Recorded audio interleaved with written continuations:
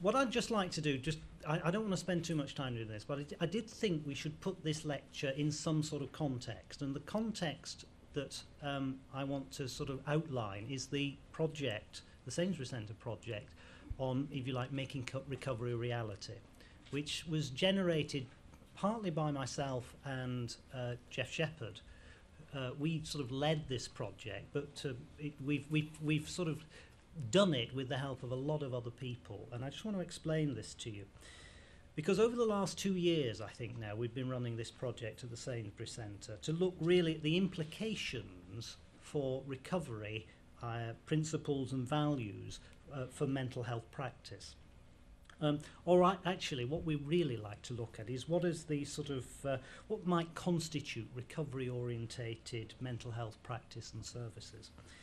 And really this came about by observing really that there was a growing support for recovery ideas from the ground, but also in policy. So you want to make some you want to make something of that. But however, seemed to us there were very few clear ideas about how those principles and values might actually be put into practice, beyond, as we can commonly see in mental health services, just changing the name of your team to a recovery or team, which hardly constitutes much but a change of name. Now, we know also there are examples spreaded around the place internationally of sort of, if you like, examples of good practice. But what we don't have was any comprehensive idea or any overall idea what a comprehensive recovery-orientated mental health service might look like. And that's what we were really interested in. So what we did, we put together a steering group, probably of the sort of leading thinkers, I think, in this area, certainly in England. And we ran 4 workshops in 5 NHS mental health trusts in the south. We chose those not randomly, but by the fact that all those trusts were doing something. They were thinking through how to implement recovery ideas. And these were attended, I think, by excess of, say, 300 people from, clinicians, managers, service users, carers, commissioners, people from third sector organisation in the local area. And really those workshops were designed to be reciprocal. Hopefully it benefited the local area, but also benefited us in our project by generating ideas from people working in mental health services and social services and third sector organisations, generating their ideas to use as a sort of guide for us as what might constitute recovery-oriented services and practices.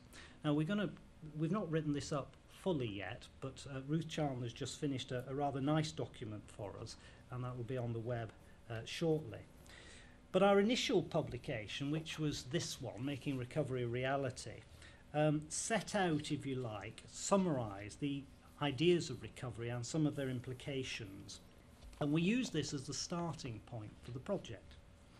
And in today's lecture, we're also launching this paper, which is in your packs. Now, the strength of this paper is its brevity. It's only 4 pages long, so it won't take you long to read it.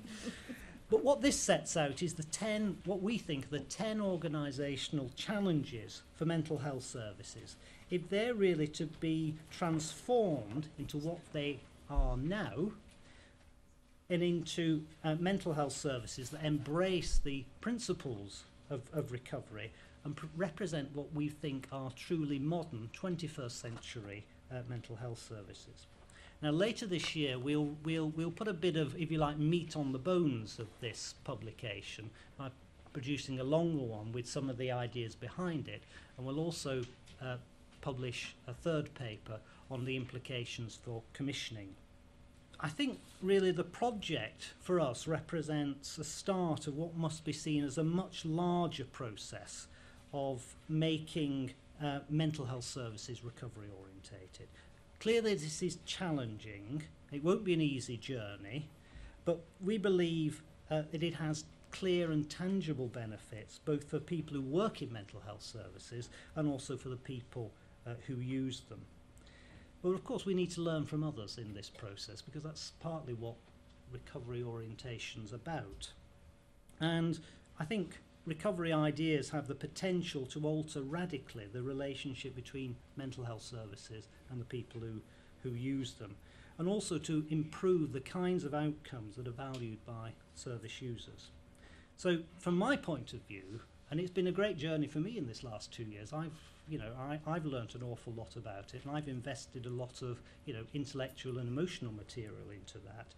I think great thanks go to all those people who contributed to the workshops and also to the members of the steering group who've been really a terrific powerhouse of ideas. When I chair those meetings, they always say I don't intervene very much. The truth is I can't shut them up, actually. and I'm terribly interested in what they're saying. So that's partly reflects my style, but also a true way which I've learnt from those meetings of the steering group that we've had. Now, in addition to those publications that I've just mentioned to you, another point that we were trying to achieve at this stage of the project was to have a public lecture on what some of these recovery-orientated services might look like. And this is the reason we've invited Jean Johnson from Arizona to speak to us tonight on implementing recovery mental health services. So you don't need anything more from me. I hope I put it into context. So may I thank Jean, actually, for coming all the way from over there and allowing us to share his experiences today. So thank you very much for coming, Jean.